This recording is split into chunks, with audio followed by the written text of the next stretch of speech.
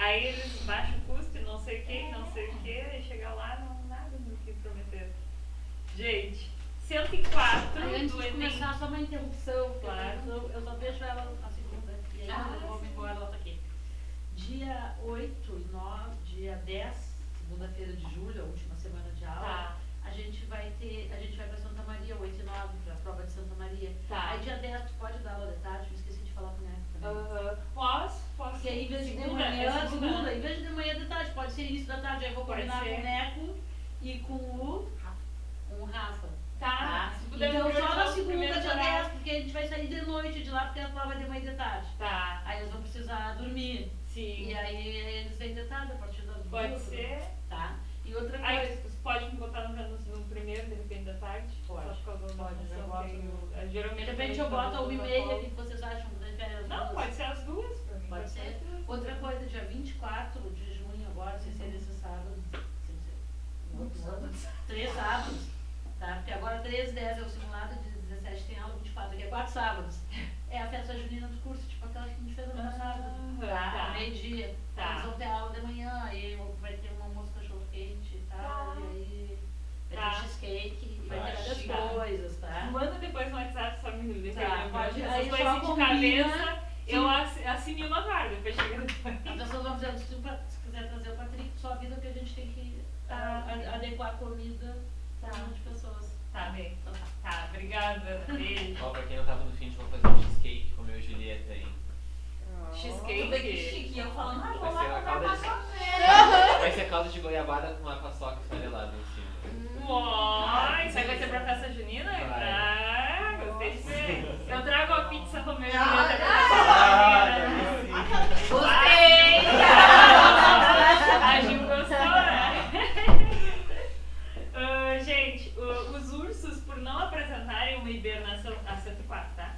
Por não apresentarem uma hibernação verdadeira, acordam por causa da presença de termogenina, uma proteína mitocondrial que impede a chegada de prótons até a ATP sintase, que quem é a ATP sintase? Aquela proteína lá no finalzinho da fosforilação oxidativa, que ela gira quando, né, na verdade a gente falou, né, que gira, né, simbolicamente, mas que quando os elétrons fazem aquela diferença, quando a gente tem os hidrogênios lá de um lado da membrana, os espaços intermembranas, e do outro fica mais negativo, ela vai gerar uma energia que vai começar a adicionar fosfato no ADP, que vai formar o ATP. Então o que acontece, gente? Então ele impede a chegada desses prótons, que são os hidrogênios, até a ATP sintase. Esse calor é importante para aquecer o organismo, permitindo o seu despertar. Tá? Então é uma curiosidade sobre o urso polar, que a gente vai falar depois em gordura marrom e a gente vai resgatar um pouquinho sobre isso. Bom, em qual etapa do metabolismo energético celular a termogenina interfere? Parecida com aquela questão do Enem, né? Que a gente resolveu no ano passado. E aí? Glicólise, fermentação lática, ciclo do ácido cítrico, oxidação do piruvato ou fosforilação oxidativa? Fosforilação oxidativa, tá, gente? Então, por quê? Porque é lá que eu jogo os prótons, lembra que eu falei pra vocês? É lá que eu jogo os prótons e que é aquela diferença entre cargas positivas e negativas que vão fazer a ATP sintase começar a funcionar e produzir o ATP. No momento que eu não tenho esses prótons chegando ali, ela não vai funcionar.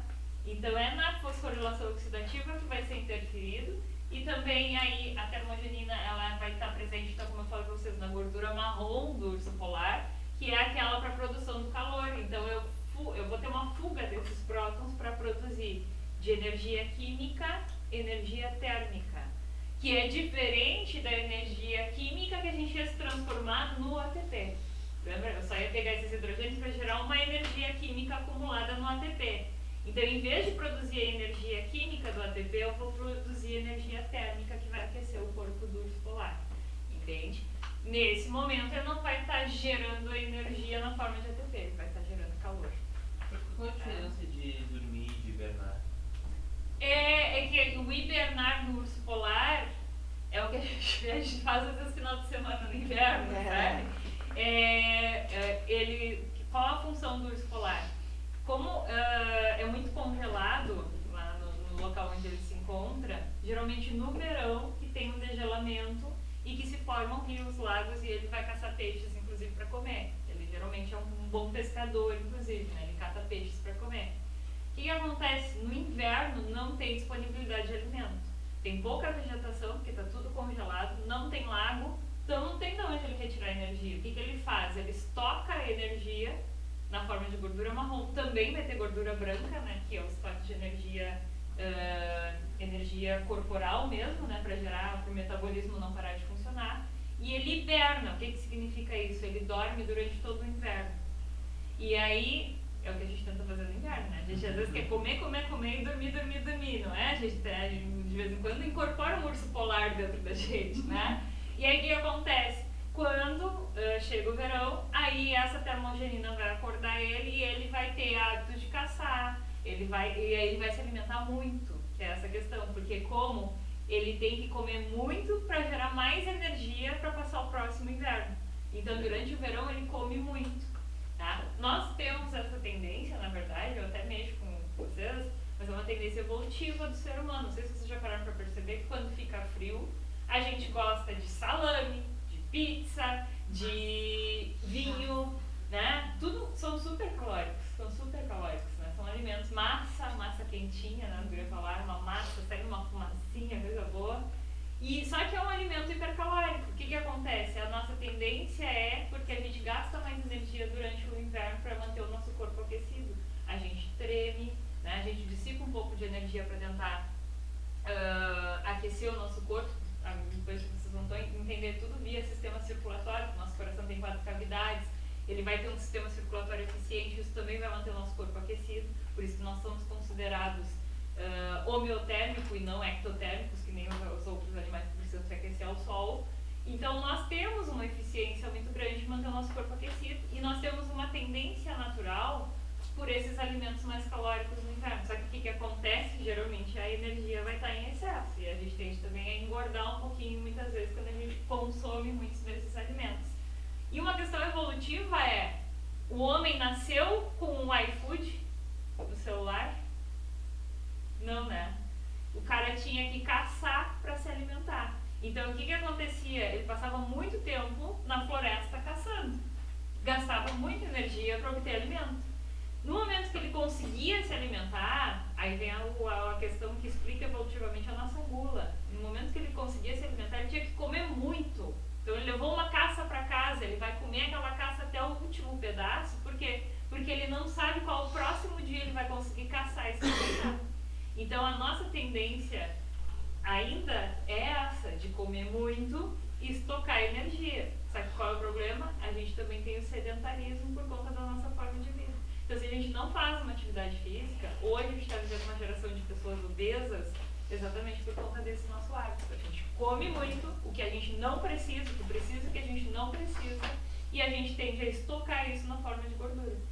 Só que isso é uma questão evolutiva que a gente tem que tá no nosso DNA, mas que a gente tem que quebrar com a nossa mentalidade. Pô, mas eu não preciso de tudo isso de energia, ou eu vou correr, eu vou caminhar, eu vou gastar essa energia. Então, teoricamente, é isso que nos desequilibrou evolutivamente falando. É legal, né? Legal. Essa questão E tu diria que o exercício físico é algo natural ou é algo antinatural, mas necessário? Tipo, evolutivamente, assim, falando. Eu acho até que é uma tendência natural, porque se a gente caçava, gastava muita energia. Muita energia. Correndo, meio do mato, atrás de um bicho, enfim, Então, gasta se eu fizer energia. o exercício no frio, eu estou gastando mais energia do que eu fizer no verão?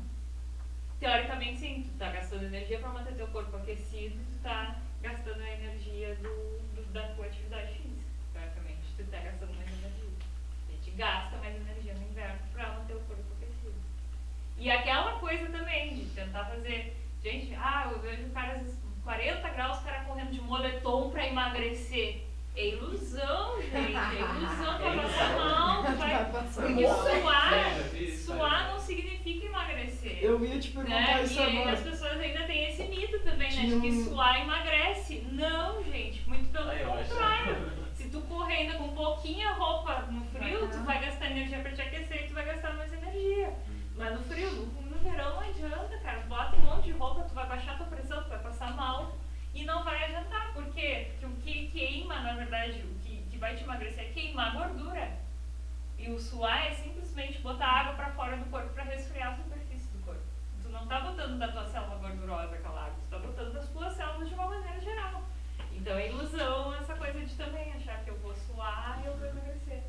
Porque o suor vem como uma consequência, às vezes, do metabolismo de eu estar quebrando a reserva para gerar aquela energia para correr. Mas isso vai acontecer com ou sem moletom. Entende? Tinha um jogador do Inter que treinava de jaqueta no verão. Não, é, tem uns O Guinha Azul, aquele que era... toca das ideias aí, Tem gente que né? nem sua Tinha treinando. uma Mas outra. nem pela retenção de água, sério? Esse tipo de a pessoa tá com Ah, sim, a retenção de... Mas aí também não é isso que tu vai fazer uma drenagem linfática, então. Sim. Porque geralmente é porque o teu vaso linfático não está recolhendo excesso de líquido no meio dos fluidos. Ou a tua alimentação estava muito com sal, né? Enfim, várias outras funções que retêm líquido, mas é diferente. É bem diferente. Gente, e a 54 da URGS, eu queria fazer só para matar essa de metabolismo. Porque a gente estava falando aí de processo endotérmico, exotérmico na nossa assada, e ela vai trazer exatamente isso. Página 65 ali. Vocês viram como quando a gente vai para o exercício é que a gente vê realmente o que é cobrado e o que não é, o que a gente entendeu e o que a gente não entendeu, né? Então, Faz sentido a Ana que falou, eu assim, não sei quem falou, tô com fome. Eu comi meu lanche com fome e senti fome também, tipo, continuei com fome. Ela, a gente sente mais fome no inverno. é uma tendência natural. Uma tendência natural. Só que tem que controlar, porque a nossa mente vai querer mais do que a gente precisa, entendeu? Não precisa ser um bauru. Eu tô com uma fominha, mas a gente faz um pombinho mexido resolve. A gente quer um bauru, porque a nossa mentalidade vai nos sacanear, né? Olha aí, ó, lá que é um bauru. A fotossíntese e a respiração celular, em termos energéticos e metabólicos, são caracterizadas respectivamente, então, da fotossíntese e da respiração, respectivamente, como processos. Letra A, endotérmicos e anabólicos. B, endotérmicos e catabólicos. C, exotérmicos e anabólicos. D, exotérmicos e catabólicos. Ou E, isotérmicos e catabólicos. O que vocês me marcariam aí? A fotossíntese a gente não entrou no detalhe, como eu falei, o Duval vai acabar entrando mais na botânica.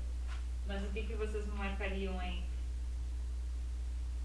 Fotossíntese é um processo autótrofo. Eu estou produzindo a minha glicose para depois eu gerar energia química na respiração celular. Lembra que eu falei para vocês na aula passada que a respiração celular é um processo exotérmico. Lembra? Porque eu estou produzindo energia, eu estou tirando a energia da glicose para fora dela para minha célula aproveitar. Lembra que eu falei isso? Então, se a respiração celular e a fotossíntese são uma no inverso da outra, eu já consigo inclusive fazer a minha dedução que a fotossíntese é endotérmica. Porque eu vou pegar a energia de fora, lembra do CO2, vou capturar ele numa molécula de glicose e eu vou armazenar essa energia para uma próxima etapa. Então é um processo interno, por isso que eu chamo de endotérmico. A energia fica estocada internamente na minha célula. Eu não estou liberando essa energia na forma de calor. Porque endotérmico e exotérmico quer dizer se eu estou liberando calor eu não estou. Então eu estou estocando a energia para liberar depois. Então na respiração celular, o que eu tenho? Um processo anabólico ou catabólico? Acho que é catabólico. Catabólico. Eu estou quebrando a glicose para liberar a energia na forma de energia térmica ou pode ser energia química também, mas eu estou liberando essa energia. Lembra que eu falei que do urso polar vai ser a energia térmica, inclusive, que vai sendo gerada. Então é um processo exotérmico, mas também catabólico. Eu estou quebrando a molécula de glicose. Tá? Deixa eu ver, acho que a gente já fez isso que eu queria fazer de organela.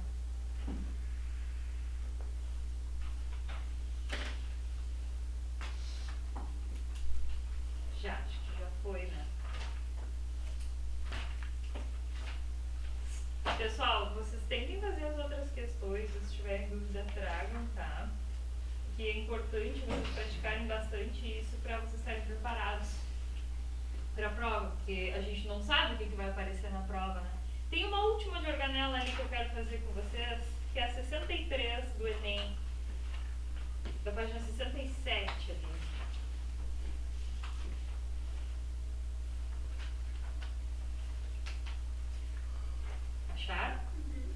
nível metabólico de uma célula pode ser determinado pela taxa de síntese de RNAs e proteínas, processos dependentes de energia. Essa diferença na taxa de síntese de biomoléculas é refletida na abundância e características morfológicas dos componentes celulares. Em uma empresa de produção de hormônios proteicos a partir do cultivo de células animais, um pesquisador deseja selecionar uma linhagem com metabolismo de síntese mais elevado dentro das 5 esquematizadas na figura. De que é a empresa mesmo? De hormônios proteicos. Destaquem no texto de vocês hormônios proteicos. Que característica eu preciso ter nessas células para produzir maior quantidade desse hormônio proteico? E aí? Ribossomo e retículo endoplasmático rugoso, Sim, né? ribossomo. Talvez ribossomo ou retículo endoplasmático rugoso. Aí ele tem lá a legenda, ó, na célulazinha tem a mitocôndria, retículo endoplasmático rugoso, que parece uma... Como é que chama? Uma condecoração quando um soldado ganha, sabe aquela... Como é que chama aquilo? Alamar. Não. Que botam na lapela da farda. Esqueci o nome. Parece, ó. Às vezes não parece aquele negocinho de quantas guerras ele já ganhou e não sei o quê. Tá, enfim. É os brochezinhos, aqueles que eles botam, né? Tem uma heterocromatina e tem uma eucromatina. Agora a gente já vai falar sobre a hetero e eucromatina, inclusive, no nosso conteúdo ali, tá? Mas lembrando, então ali eu tenho a célula número 1, linhagem número 1. Eu tenho bastante, inclusive, da heterocromatina. E eu tenho retículo endoplasmático rugoso em uma única unidade. E 2 mitocôndrias, né? Na segunda linhagem, o que eu tenho lá? Mais mitocôndrias, né? Tem 4 mitocôndrias e tem 2 retículos endoplasmáticos rugosos. Na número 3, eu tenho também mais mitocôndrias, a heterocromatina vai estar maior, também tem 2 coisinhas de retículo endoplasmático rugoso, né? Na número 4, quantos de retículo tem?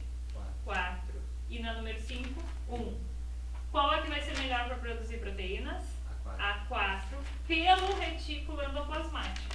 Se vocês também forem olhar, a questão de hetero e eucromatina, que a gente vai discutir agora, também vai diferenciar dessa questão. Porque quando eu tenho heterocromatina, é uma parte do DNA que não está sendo lida e que não vai ser transcrito em uma proteína. E quando eu tenho a eucromatina, agora eu vou mostrar para vocês, mas é uma parte do DNA que vai ser lida e transcrita. Lembra do processo de transcrição e tradução que eu já falei para vocês? Então o que acontece? Eu também vou ter uma leitura maior do DNA quando ele está mais na forma de eucromatina do que heterocromatina. Então também vai ajudar na produção dessa proteína. Então é A4 pelos 2 motivos. Aqui a gente respondeu pelo retículo endoplasmático. E a 64 é uma questão que aparecia muito no Enem, vou fazer de vocês só para a gente finalizar aqui, porque também eu tenho receio de que apareçam nos vestibulares para vocês de uma forma de gráfico. Cuidado, lembra que eu falei, né? Não precisa ter medo quando aparece um gráfico, porque as informações estão ali. Eu só tenho que fazer a interpretação. Tá? Então, muitos estudos de síntese e endereçamento de proteínas utilizam aminoácidos marcados radioativamente para acompanhar as proteínas desde as fases iniciais da sua produção até o destino final. Os ensaios foram muito empregados para o estudo de caracterização de células secretoras. Após esses ensaios de radioatividade, qual gráfico representa a evolução temporal da produção de proteínas e de sua localização em uma célula secretora? Então, o que a gente tem ali, ó? O que ele está me pedindo na questão? Após os ensaios de radioatividade, ó, qual gráfico vai mostrar a evolução temporal da produção de proteínas na sua célula secretora? O que eu estou falando aí? Produção de proteínas e secreção. Então, eu tenho que observar ribossomos, né, ou retículo endoplasmático rugoso, lembra que eu falei? A secreção vai ser pelo complexo golgiense. Vamos ver. Na evolução do gráfico da célula número 1, ali, o que a gente tem? Maior quantidade, vamos lá. Aí, em 5 minutos, né? Retículo endoplasmático tem um gráfico ali, não está tão grande assim, né? Complexo golgiense está intermediário ali e muita vesícula de secreção. Na verdade, retículo. Não, achei que eu tinha invertido ali. Não, vesículas de secreção está numa barra um pouco maior. 10 minutos depois, o que eu tenho ali? Ó? Retículo endoplasmático numa pequena quantidade, maior quantidade de complexo golgiense e uma pequena quantidade de vesícula de secreção. E em 15 minutos, o que eu tenho? Maior quantidade de retículo endoplasmático, uma menor de complexo golgiense e uma pequena vesícula de secreção. Isso pode ser uma célula que vai produzir proteínas, aminoácidos, em grande quantidade? Não, né? Não. O que eu tenho que observar ali? Eu tenho que pelo menos estar com a vesícula de secreção em alta lá no final, porque ela vai ser eficiente em produzir secreções. Lembra que ele falou no enunciado? Ó? Muitos estudos sobre síntese e endereçamento de proteínas utilizam aminoácidos marcados para acompanhar as proteínas desde as fases iniciais até o seu destino final. Quem é que vai ser usado no começo? Retículo endoplasmático, complexo golgiense no intermediário, lembra? E eu tenho também uma vesícula de secreção na fase final. Lembra que eu falei? Eu produzo uma proteína no retículo endoplasmático, na verdade no rugoso, né? Ele não determinou aqui, ele só botou retículo endoplasmático. Depois eu vou empacotar, lembra que eu falei? Quem é que faz isso? Complexo de Golgi. E depois a vesícula de secreção produzida no final pelo próprio complexo de Golgi. Lembra que eu falei? Eu posso levar esse hormônio para fora da célula para ser exportado. Quem é que vai mostrar esse perfil? A célula D, ela mostra em alta complexo golgiense nos primeiros 5 minutos, tá certo? Sem retículo ter entrado em alta, tá errado, tá? Na segunda também, ó, ela mostra retículo endoplasmático em alta. Na segunda etapa do processo de produção de proteína, não é o que acontece na síntese de proteína. Primeiro eu tenho que ter o retículo. E depois a última, a vesícula de secreção está super baixa, então também não é a letra B. Vamos olhar a letra C. Retículo endoplasmático em grande quantidade, uma barra grande, né, que é a branquinha. Depois eu tenho, e os outros em menor, né? Depois no intermediário, 10 minutos, quem é que está mais em alta? Complexo golgiense. É a segunda etapa do processo de produção de uma proteína? É, endereçamento e empacotamento, lembra que eu falei? E a última que está em alta é a vesícula de secreção. Então a letra C é a minha resposta correta, tá, gente? Então, lembrando, quais são as fases de produção de uma proteína? Ribossomo ou retículo endoplasmático rugoso, empacotamento e endereçamento pelo complexo de Golgi e a vesícula de secreção pronta como a última etapa. Então, por isso que é a letra C. Aí a letra D também não vai mostrar retículo em alta no comecinho, vai mostrar já o complexo de Golgi. Então, ele atropela os processos. Conseguem me entender? Ele está atropelando os processos, seria a segunda etapa, o complexo de Golgi. E a última até mostra o retículo em alta, mas depois, na segunda etapa, a vesícula de secreção entra em alta depois do complexo de Golgi, né? Depois do retículo endoplasmático, melhor dizendo. Então também está errada a letra E. Tá? Então eu tenho que só seguir essas etapas. Como é que eu vou produzir uma proteína? O que a vesícula faz? A vesícula, ela já foi produzida pelo complexo golgiense e ela é aquela que vai se aproximar da membrana para levar para fora. Quando é um hormônio, ele vai atuar fora da célula. Tá? Então é quem faz a exocitose. Lembra que a gente falou? A exocitose vai ser a vesícula que vai carregar. O que seria tubulina mesmo? O que é tubulina? Tubulina é uma proteína que vai compor lá o citoesqueleto. Lembra que eu falei? Que ela dá a sustentação dentro do citoesqueleto. Qual questão que tá fazendo? A 57, que aí Deixa eu fala ver. em microtúbulos. Vamos fazer? 57.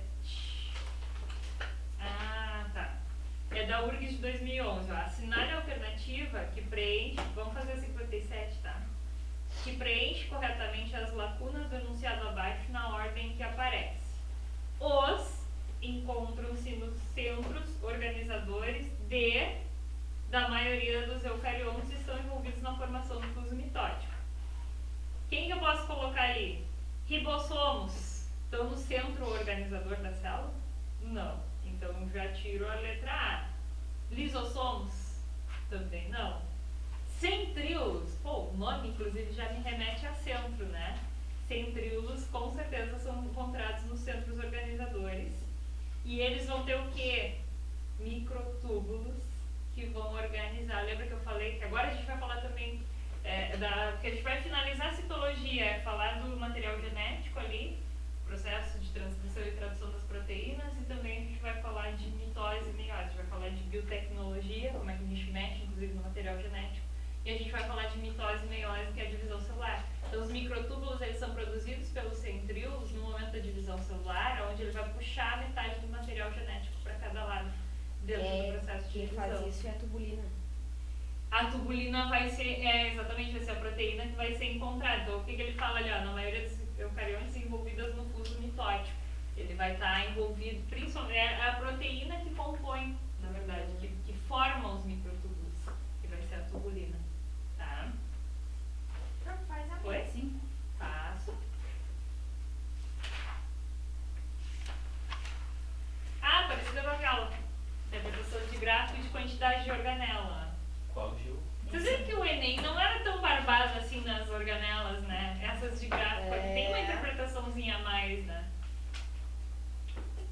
Que a gente costuma dizer. Hoje eu acho que até as questões não estão tão aprofundadas assim, acho que elas estão levando mais para fisiologia, mas elas não estão nesse nível de interpretação de gráfico.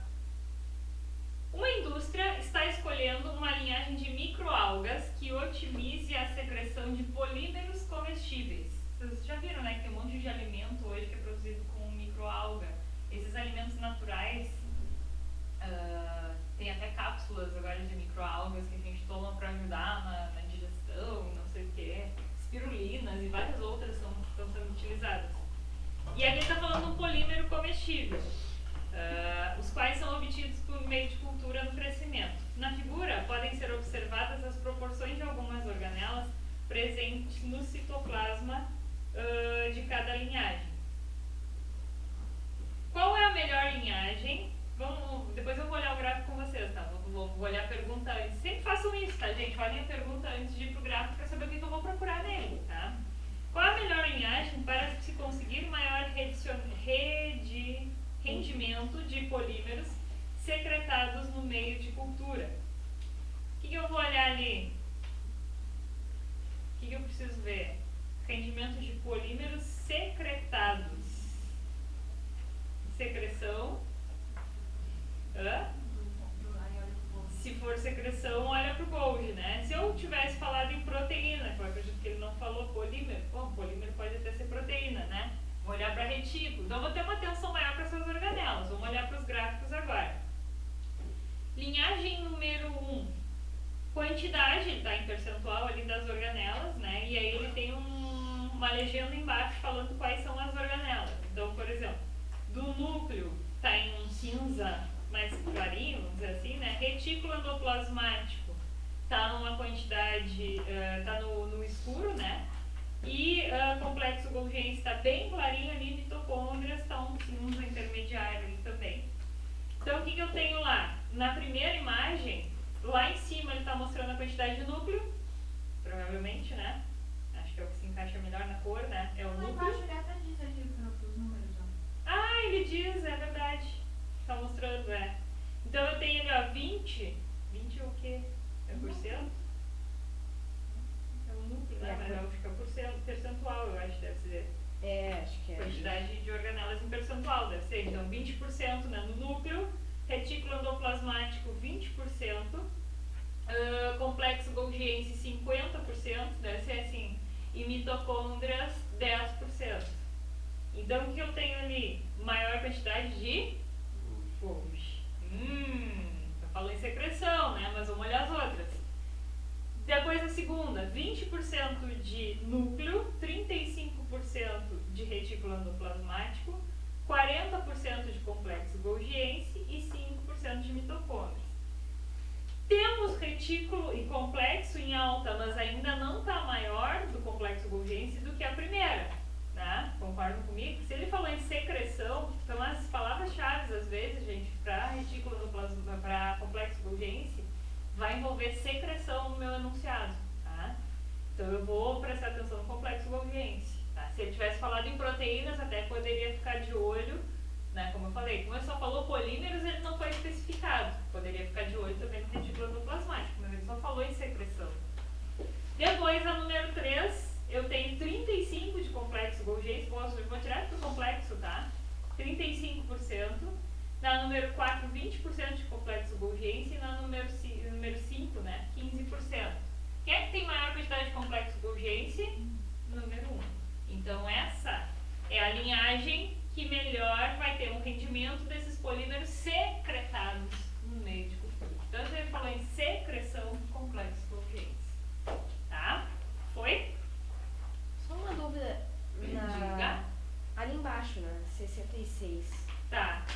Ele fala que o nucleo produz subunidades Na 66. ribossomais. Aonde?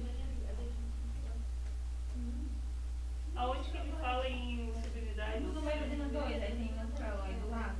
Ah, nucleolo. Sim, agora a gente já vai falar sobre essas partes do... Eu não tava procurando um enunciado. E agora a gente já vai falar sobre as partes do núcleo. Na verdade, ele é um centro formador de ribossomos. Essa é a função do nucleolo, tá? Ele monta os ribossomos. A subunidade maior e a menor. Ele junta essas subunidades e monta ribossomos. Então ele vai ter síntese de RNA mensageiro no meu núcleo. Lembra que eu falei? A informação vem do núcleo da minha célula, do material genético que está lá dentro. No momento que eu tenho isso, eu construo um RNA mensageiro, lembra o mecanismo de transcrição e tradução que a gente estava falando? E os ribossomos vão sendo construídos ali, e depois eles são lançados para fora, onde eles vão começar a montar as minhas proteínas de acordo com o meu material genético. Então ele realmente, ele junta, ele tem esse potencial de juntar as subunidades ribossomais. Foi? Tá, então tá. Alguém tem mais alguma dúvida? Não? Tá, se vocês tiverem, me procurem, como eu falei pra vocês, é importante, tem muito exercício, eu sei de citologia, mas é importante vocês irem praticando sempre, porque cai muito na prova, é muito mesmo. Faltou a gente falar do núcleo, exatamente isso que a gente ia falar, na página 41, aí do livro que vocês quiserem acompanhar. Vamos falar do nosso núcleo.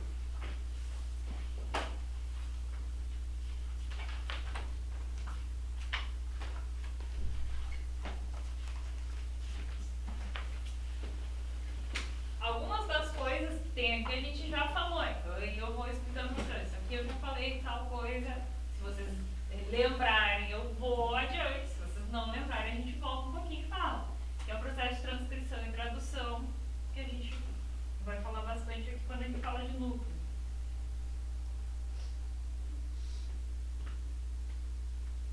Não tem mais o linkzinho ali? Não. Esse paninho Nem que ela hoje tá tá na sala, acabou já. Esse paninho aqui hoje tá na força do Lloyd. Não, mas foi. Eu tenho blusa térmica por baixo do condensador. E aqui no portal não dá pra se abusar. Se tu vem com pouca roupa, tu passa frio. Vamos chegar na época da lareira, a gente já tem uma lareira ali. O que vocês acham? Eu tô com baita. Hã? Eu tô com baita. Olha até minha mão, tá? Não, eu tô com as mãos congeladas agora, que eu não consigo escrever por causa disso, ó. Núcleo. Deu calor da blusa térmica pra cá, mas as mãos estão congeladas. Não adianta nada. Pessoal, então no núcleo que eu tenho, principalmente lá o meu DNA, né, a minha informação genética, aonde eu vou ter na forma de cromatina, que agora a gente também já vai discutir. Então, o núcleo, ele também é semiporoso. Vou tentar desenhar ele assim pra vocês. Aquele ali de vocês tem um retículo endoplasmático na volta. Ele tem essas porosidades. Ele também tem uma membrana que é a carioteca, que é muito parecida na sua formação. Oi? É carga, não sei. Ah, eu acho Pode que ser, eu vou né? precisar. Vai ficar texturada, né? Não tem carga. Deixa eu ver se essa aqui Baixa baixa. atenção. Ah, aqui. E essa daqui tá com a preta. Vamos deixar aqui o nucleolo. Então aqui, ó, eu tenho uma carioteca, que ela vai ter as porosidades, tem poros, né, da carioteca, e eu vou ter o nucleolo. E dentro eu tenho o que a gente chama de nucleoplasma.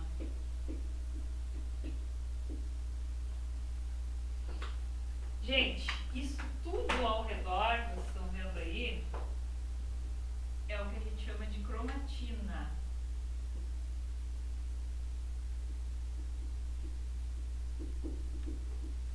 Cromatina lembra o quê? Cromossomos. Então, o nome do meu material genético, da forma organizada. Cromossomo é um material genético enovelado, organizado. Cromatina é quando ele está todo bagunçado dentro do núcleo da minha célula. Ele está à vontade, ele está bagunçado por quê? Porque ele não precisa estar de uma maneira organizada, a não ser que eu vá fazer divisão celular.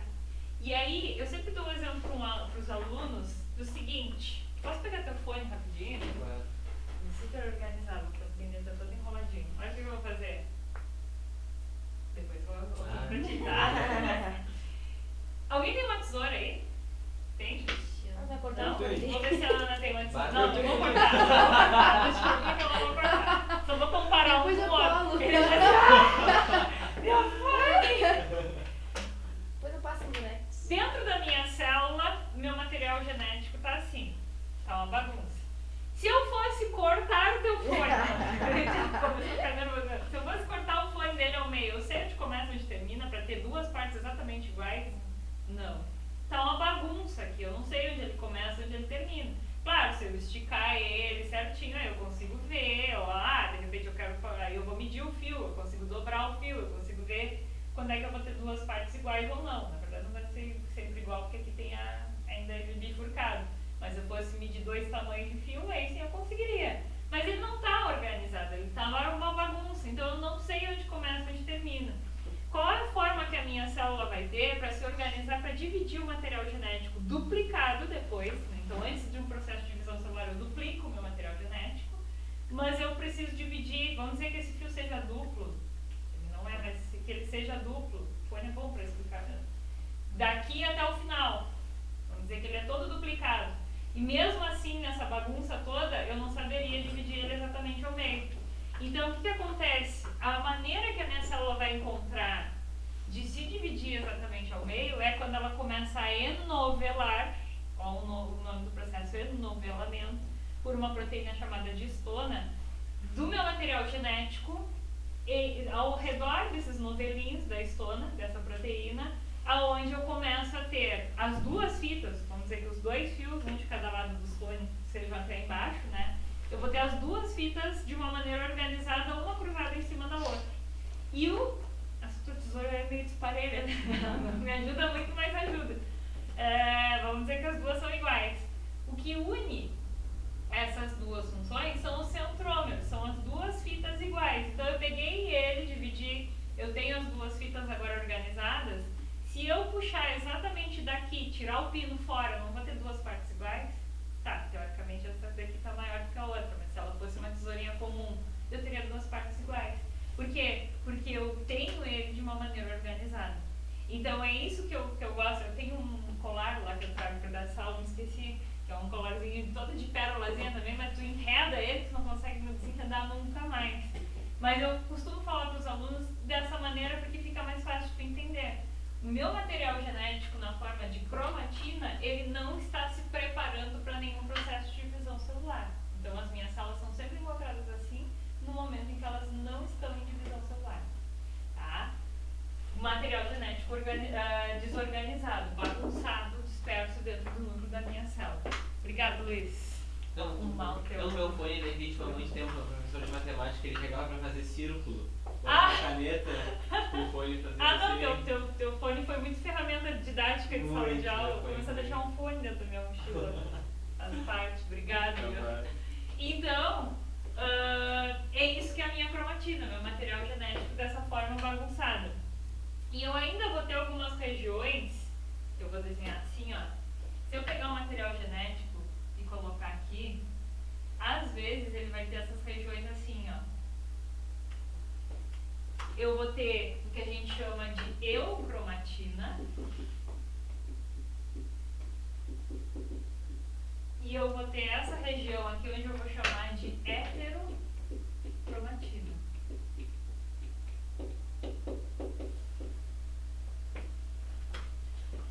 hétero, o que significa na biologia? Diferente. Tanto na biologia quanto no dia a dia, né? Se a gente fala que uma pessoa é heterossexual, ela se relaciona com indivíduos do outro gênero, né? Um homem se relaciona com mulheres, mulheres se relacionam com homens. Quando a gente fala que uma pessoa é homossexual, ela se relaciona com um indivíduo do gênero igual, ou seja, homens que se relacionam com homens e mulheres com mulheres. A gente usa isso no dia a dia e dentro da genética vai ser usado bastante, tá? Porque a gente vai falar dos cromossomos e vai classificar, na verdade, né, os nossos cromossomos de uma maneira, né, quando eles são homozigotos ou quando eles são heterozigotos. Então, os dois alelos são iguais ou eles são diferentes. Então, a gente usa também essa classificação. Aqui, na parte do estudo do meu material genético, eu tenho exatamente, eu quero dizer verdadeiro. Lembra que eu falei já isso pra vocês, né? Eu, na biologia, é verdadeiro. Nesse caso aqui, é a cromatina verdadeira que vai ser lida no processo de transcrição e tradução. Ou seja, tá exposto, eu consigo olhar e ler. Agora, se eu te der um envelope com uma carta fechada, né? Se eu te der assim aberto, meu livro, né? Se eu te der ele aberto, tu lê. Se eu te der ele fechado, tu consegue ler o que tem dentro? Não. E assim vai funcionar, gente, com as informações genéticas. Quando elas estão na heterocromatina, em uma célula, elas não estão sendo lidas, são informações que estão ali. Por exemplo, lembra que eu falei, se eu pegar uma célula, um neurônio, e comparar com uma célula da minha mucosa, elas são células com formas diferentes. E o que diz, porque, o que manda uma célula? Elas têm o mesmo DNA, o mesmo material genético, porque as células são todas minhas. Então, se eu tirar do meu bulbo capilar, da minha boca e um neurônio, são células completamente diferentes uma da outra, e trazem informações e metabolismo diferente uma da outra, porque a do meu bulbo capilar vai produzir cabelo, a da minha boca vai me ajudar também na produção do muco, da saliva, né? E a do meu neurônio vai fazer transmissão de sinais elétricos, inclusive a membrana é toda ramificada para capturar os sinais elétricos, eu já desenhei ela para vocês numa outra aula. Então, o que acontece, gente? São as formas lidas e não lidas do meu DNA que vão sendo expressadas. Então, na eucromatina, ela é possível de ser lida. Eu estou te entregando o livro aberto, né? Eucromatina. Na heterocromatina, está fechado. Não significa que essa célula não possa, em outro momento, vir a expressar essa característica, mas nesse momento ela não está visível para fazer o processo de transcrição e tradução. Tipo, o fone é o mesmo, só que numa ele está desenrolado em umas partes. Isso. Quando ele está enrolado, ele está escondendo as informações lá dentro. O DNA está escondendo as informações lá dentro. Quando ele está desenrolado, ele está mostrando as informações. Então, eu vou transcrever, vou traduzir e transcrever na forma de proteína. Então, a gente costuma dizer, já vamos colocar esse conceito, então, que na eucromatina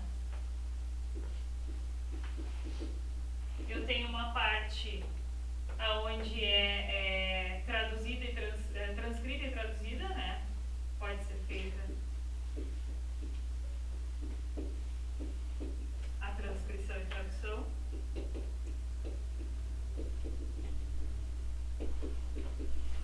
Eu vou produzir essa proteína com essa característica. E na heterocromatina